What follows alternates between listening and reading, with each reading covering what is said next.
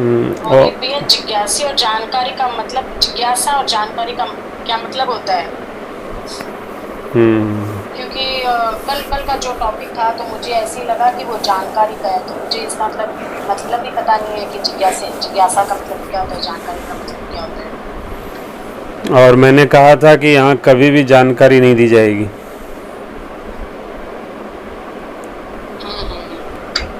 यहाँ पे जितने भी टॉपिक रहेंगे वो सभी के सभी जिज्ञासा के होंगे, जानकारी नहीं दी जाएगी, ये भी मैंने कहा था।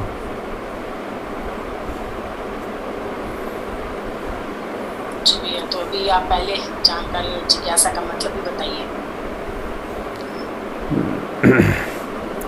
जानकारी वो है जो आपके काम नहीं आनी है या फिर आप उसको काम में नहीं लेने वाले।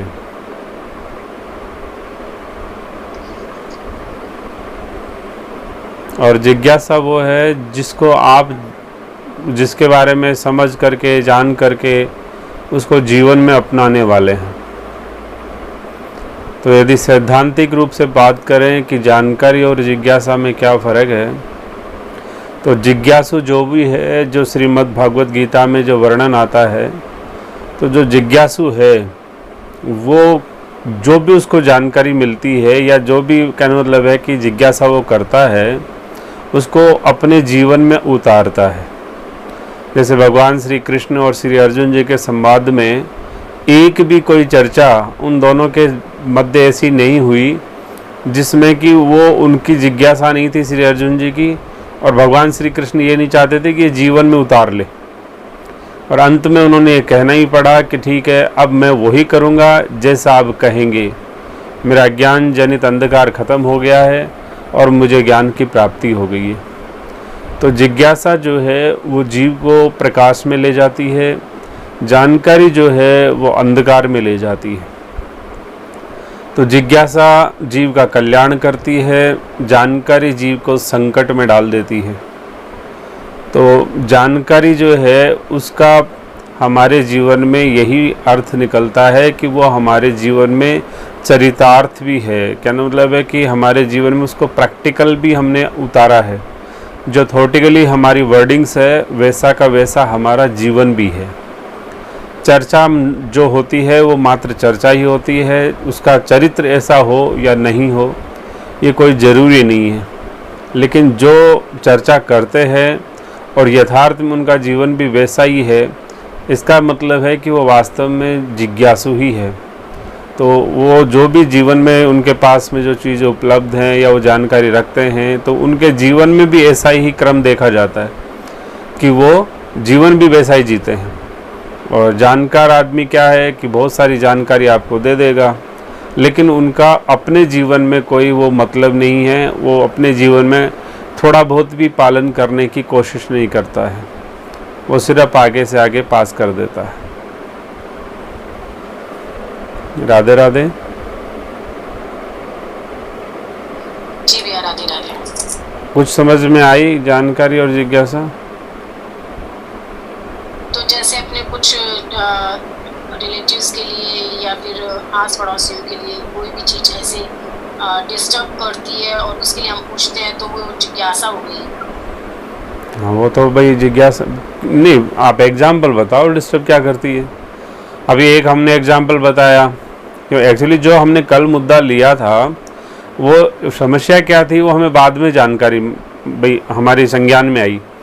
वो एक हमारे जस्ट नीचे वाले बेचारे जो हैं उनका दूध ये को बंद कर दिया गया। उनके वहाँ पे जो दूध देने वाले आता था ना उसको बंद ही कर दिया गया, यहाँ से भगा दिया गया। अब वो परेशान होकर दूध देने वाले ने मना कर दिया फिर उनको कि नहीं साहब मैं सप्लाई नहीं दूंगा। अब दूध वाला एक हमारे आता है, एक उनके यहाँ आता है, और एक और सज्जन किसी के आता है, 3 ही दूध वाले आते हैं। तो अब वो भाई ये तो हमें बाद में पता चला कि उनको दूध वाला छोड़ ही चला गया, वो भी आ ही नहीं रहा। तो उन लोगों के लिए बेचारों के लिए समस्या बन गई है। तो ये एक समस्या खड़ी हो गई थी, और ये समस्या हो सकता है किसी और के लिए भी खड़ी हो जाए। और सब जो मान लो सत्तासीन है या मान लीजिए समिति के जो पदाधिकारी लोग हैं वो अपने हिसाब से सिस्टम चलाते हैं। तो ऐसे सिस्टम का विरोध भी करना चाहिए। और उसमें वर्ण व्यवस्था के हिसाब से मैंने अपने अपने कर्तव्य बताए थे कि वो आप सब जानकारी होनी चाहिए। तो एक सहज ही जब हमने इसका सहज में पालन नहीं किया, तब उन लोगों ने हमारे पास में अप्रोच किया कि साहब हमारे साथ इन्होंने ऐसे किया, ये किया, और इसमें ये षड्यंत्र है लोगों का। तब हमने इस पर विचार किया और सब इसको भी करेक्ट करने की कोशिश करी, और ईश्वर कृपा से, ठाकुर जी की कृपा और आशीर्वाद गुरुदेव के, और वो सब कुछ ठीक हो गया भाई। वो अलाउ कर दिया है।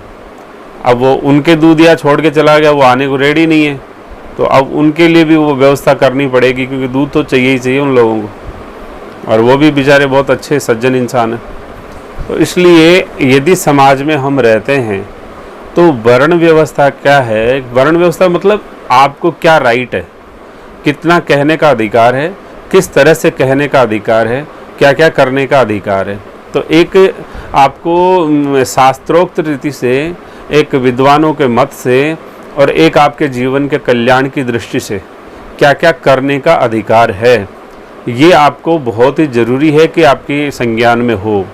और यदि आपका जीवन वैसा नहीं हुआ तो जाने अनजाने में आपसे अपराध बनते ही रहेंगे। जैसे श्री राजेंद्र सिंह जी कह रहे हैं कि भाई हम जाते हैं लेकिन वहाँ बलि दी जाती है, बकरे काटे जाते हैं, दारू चढ़ाई जाती है, दारू पी जाती है।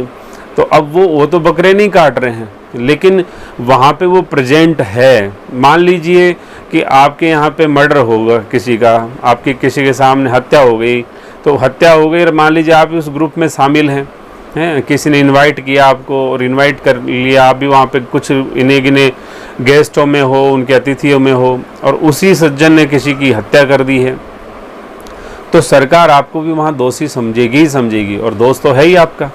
तो जब ये यहाँ की लोकल गवर्नमेंट और लोकल न्यायालय आपको दोषी मानता है, तो जो सर्वोच्च न्यायालय, जो हमारा भारतीय संविधान है, जो सनातन सिद्धांत है, जो शास्त्र की मर्यादा है, जो परमात्मा का एक विधान रचा हुआ है, क्या आप वहाँ दोषी नहीं होंगे?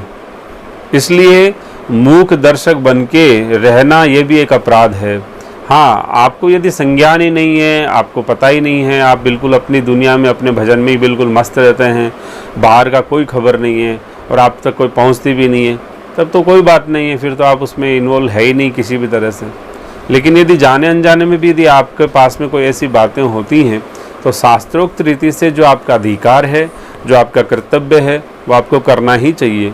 जैसे मान लीजिए कि पत्नी है और पति मान लीजिए दुराचारी हो गया है, या मान लीजिए कुछ और करता है, कुछ ऐसा कार्य करता है जो अधार्मिक है, या इस तरह से चीज़ें करता है, तो यदि उसके पतन की राह पे और जा रहा है, तो शास्त्र ने मर्यादा दी है कि एक मर्यादित तरीके से आप उसको आगाह करें, आप उसको थोड़ा सा एक, क्योंकि मर्यादित दृष्टि यही है कि शास्त्र क्या कहता है, तो उस शास्त्र की दृष्टि से यदि आपको जानकारी है तो मर्यादित दृष्टि से, क्योंकि आप ऐसा तो नहीं कह सकते कि वो आपका बेटे हैं या फिर आपके शिष्य हैं या आपके मित्र हैं, कहने लो वो आपके पूजनीय हैं, तो आप उनको एक सांकेतिक दृष्टि से या फिर कुछ ऐसे इनडायरेक्ट वे में आप उनको समझाने का प्रयास तो करें। लेकिन आप भी मस्त हो रहे हैं, ना समझाने का प्रयास है ना कुछ और है, तो उसमें आपको अपराध तो लगता है, लेकिन इतना बड़ा नहीं लगता, क्योंकि वहाँ पे आप उनके अधीन हैं, आपके अधीन वो नहीं है। लेकिन वही कार्य पत्नी करे और पति मूक दर्शक हो जाए, तो पति को पूरा अपराध लगता है, बराबर अपराध लगता है। तो इसलिए बहुत बारीक विज्ञान है सनातन का, वो हमको जीवन में यदि पूर्णतः अच्छी तरह से जानकारी होगी तो हमें बिल्कुल यह सावधानी हो जाएगी। और सावधानी होने से क्या होगा, अपराध जो होते हैं अपराध खत्म हो जाएंगे, और अपराध जब खत्म हो जाएंगे तो भजन में मान लीजिए हमने 2 माला करी, 4 माला करी, उस माला का हमारे जीवन में परिणाम आएगा। तो भजन इसीलिए तो किया जाता है कि हमारा प्राप्तव्य या फिर हम जो चाहते हैं साधना की सिद्धि वो जल्दी मिल जाए। वो जल्दी इसलिए नहीं मिलती कि छोटी छोटी बातों की हमें खबर ही नहीं है, शास्त्रोक्त मत हमारे पास नहीं है, शास्त्रोक्त हमको क्या करना चाहिए क्या नहीं करना चाहिए इसका विज्ञान नहीं है। तो इसलिए वो हमारे जीवन में होना अतिशय अनिवार्य है। इसलिए वो जानकारी का विषय नहीं है, वो जिज्ञासा का विषय है। अब आप लोगों के पास ऐसी जिज्ञासा है ही नहीं, कारण कुछ भी हो सकता है, लेकिन वो जिज्ञासा नहीं होने की वजह से प्रसंगवश कल ये चर्चा हो गई।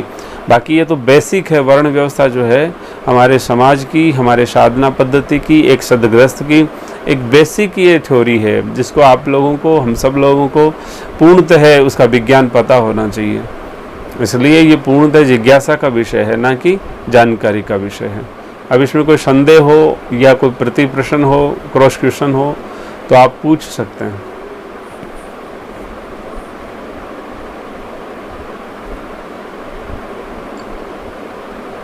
जी ठीक है भैया। क्लियर हो गया? वैसे एग्जाम्पल तो आस पड़ोस का ले सकते हैं, जैसे आस पड़ोस का, ये रिलेटिव्स किसी का भी। हाँ ले लीजिए। जैसे एक भाई बहन है, हम्म। एक भाई बहन है, तो भाई की शादी हो गई और बहन जैसे 30 साल की थी, उसकी शादी हो गई अभी। तो वैसे घर पे सारा काम वो बहन ही करती है, भाभी जिसे होता नहीं है, तबीयत ठीक नहीं रहती, छुट्टी है। तो ना ऐसी कोई बहस हुई तो दोनों ने मतलब दोनों भाई बहन एक दूसरे को मारने लग गए। तो ये चीज़ तो कितनी गलत है कि बड़ी बहन को मारना। अच्छा, भाई छोटा है? भाई छोटा भी है, शादीशुदा भी है? हैं? मदर उसके है नहीं, और हाँ मदर नहीं और फादर है। हाँ तो बताया ना। तो अब इस केस में अपनी वहाँ से ना हम लोग ना मतलब वो जो भाभी है वो ऐसे शरबत वगैरह बनाती है, तो वहाँ से ले लेते हैं हम कि मतलब ऐसे परचेज कर लेते हैं कि भाई हाँ ठीक है। तो अब इस स्थिति में हमें क्या, मतलब मेरे को तो ऐसे लग रहा था कि वो तो लेना, मैं तो नहीं लूँगी से कि यहाँ से जो भी है। नहीं, पहली बात ये है कि हम हमारी इस व्यवस्था को सही मानते हैं क्या? क्या आपकी अंतरात्मा इसको सही समझती है? नहीं, बहुत गलत है। किसी मान लीजिए, हाँ, किसी की भी अंतरात्मा इस बात को सही सिद्ध कर पाएगी कि भाई छोटा है, शादीशुदा है, बड़ी बहन से सब काम करवाते हैं और उसके बावजूद भी बड़ी बहन को डांटते डपटते हैं और फिर उनको मार भी रहे हैं। मैंने आई थिंक कुछ दिनों पहले एक पोस्ट भेजी थी अक्षय तृतीया के दिन आप लोगों को, शायद आपको भी मैंने भेजी थी। आपको मैंने अक्षय तृतीया पे एक बड़ी सारी पोस्ट भेजी थी हमारे जो महाराज शेखा जी के संबंध में। वो आधी थी शायद, मतलब ऐसे क्रमशः था उसमें। नहीं, क्रम नहीं था, वो पूरी पोस्ट थी और महाराज शेखा जी के संबंध में। हमारा एक्चुअली जो गोत्र है वो महाराज शेखाव जी, कहने मतलब है कि हम शेखा जी की डायरेक्ट वंशज हैं, यानी कि बहुत कम समय हुआ है, पीढ़ियों का अंतर बहुत कम है। तो जब जयपुर रियासत से हम यहाँ से निकल के और फिर यहाँ से निकले, तो निकलते फिर हमारे जो पूर्वज थे उन्होंने ये शेखा जो अमृतसर जो गढ़ वो बनाया था और उनका ये निजी दृष्टांत था। तो एक अननोन लेडी जो महाराज शेखा जी के राज में नहीं थी, वो राज से बाहर की थी, उस अननोन लेडी के साथ में एक अपराध किया गया। अपराध इतना सही था कि उसके पति को मार दिया गया और उसके साथ में उस लेडी को वहाँ पे एक परंपरा थी कि जो तालाब की मिट्टी खोद के बाहर डालनी पड़ेगी जो भी राहगीर आएंगे। तो पति ने ये कहा था कि साहब मैं डाल देता हूँ, मेरी पत्नी को मैं लेके आया हूँ पियर से, उसके पियर से, तो सिर्फ मैं तो मेरी डाल ही देता हूँ, लेकिन उसकी तरफ से मैं एक के बजाय 2 डाल देता हूँ बाहर हैं। लेकिन उन्होंने जिद करी कि नहीं, जिसका जो डालने वाला है वही निकलेगा। तो उन्होंने उसकी पत्नी का हाथ पकड़ करके और खींचा उस बैलगाड़ी से और वो फिर उसको नीचे लेके आए और बस उसको कहा कि ये डालो। तो जिसने हाथ पकड़ा था उसने उसकी तलवार से गर्दन काट दी और इस युद्ध में फिर उसके पति की हत्या कर दी गई। और वो लेडी जो है, वो लेडी दूसरे स्टेट की थी, राज शेखा जी के स्टेट में भी नहीं थी, लेकिन उन्होंने सुना था कि शेखा जी जो है वो इस तरह से धार्मिक व्यक्तित्व के धनी हैं और वो महाराज शेखा जी के पास आती है और उन्होंने उनके मुंह पे मिट्टी मारती है और वो मिट्टी उसी तालाब की थी। तो और शेखा जी ने पूछा कि आप कौन हैं? तो इतने वीर होने के बावजूद भी, अपने सरदारों के बीच होने के बावजूद भी एक औरत को सम्मान से ही पूछा उन्होंने, उसके साथ दुर्व्यवहार नहीं किया। तो ये हमारी एक भारतीय परंपरा रही है, एक ये सनातन सिस्टम रहा है कि नारी को हमेशा यहाँ पूजा गया है और जब जब नारी के साथ अत्याचार होता है तो समाज का कहना मतलब है वहाँ पे ये समझ लीजिए कि पतन बहुत नज़दीक है।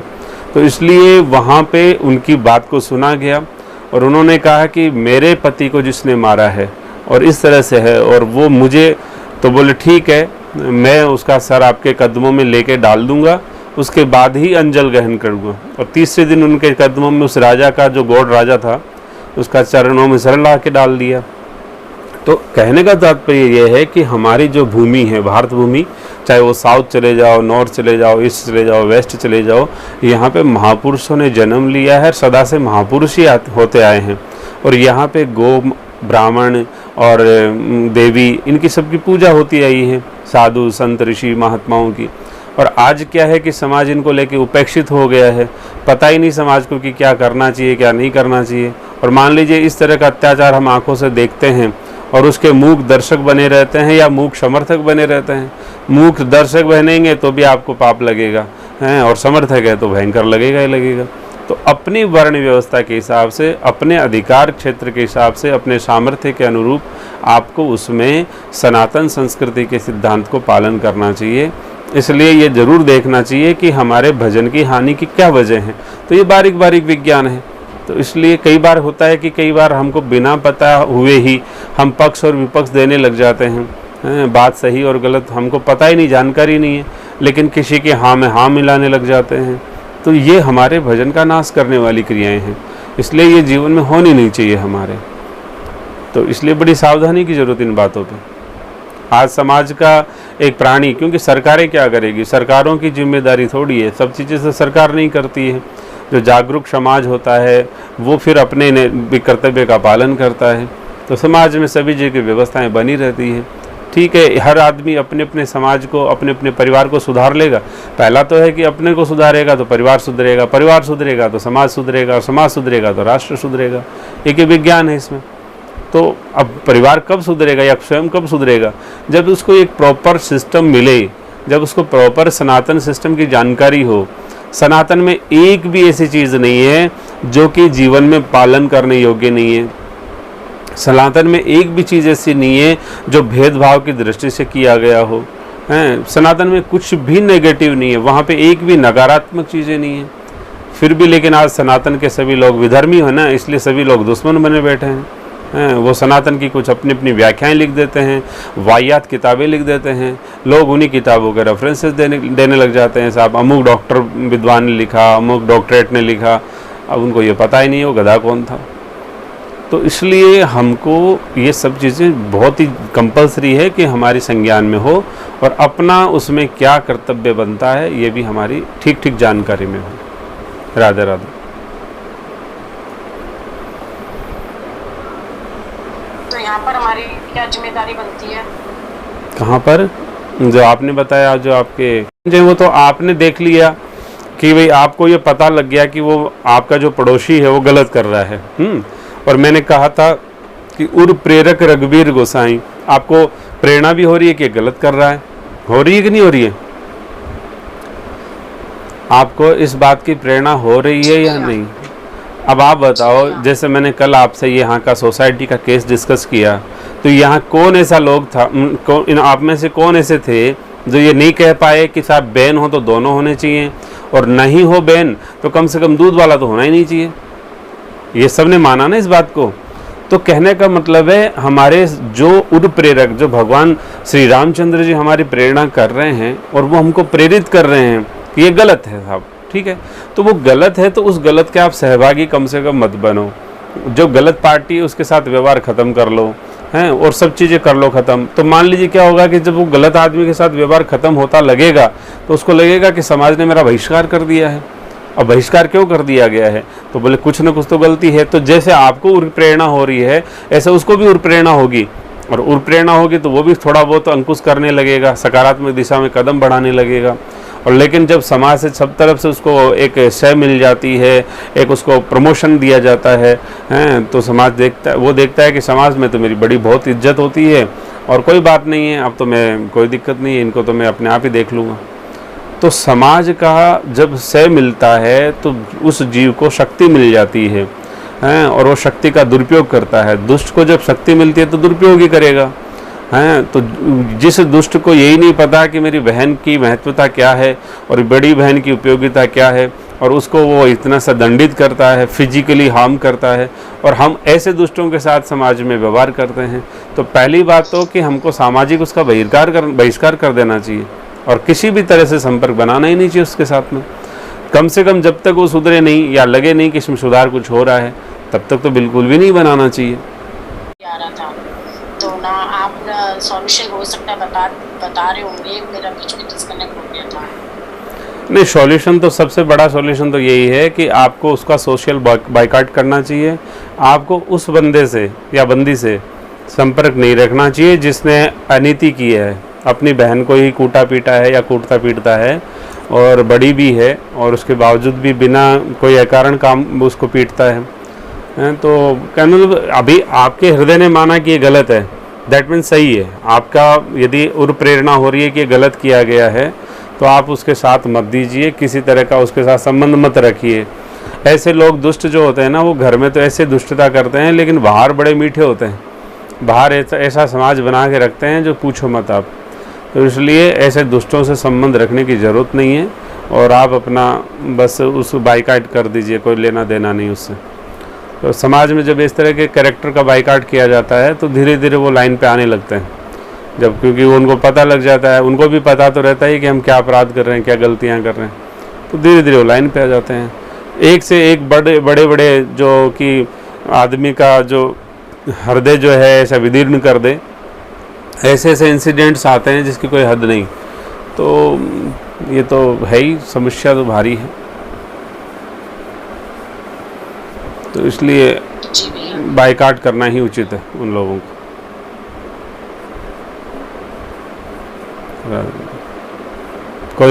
कोई है, कुछ क्लियर है या नहीं आपको ये पॉइंट? हाँ, क्लियर है भैया। ठीक है, राधे राधे।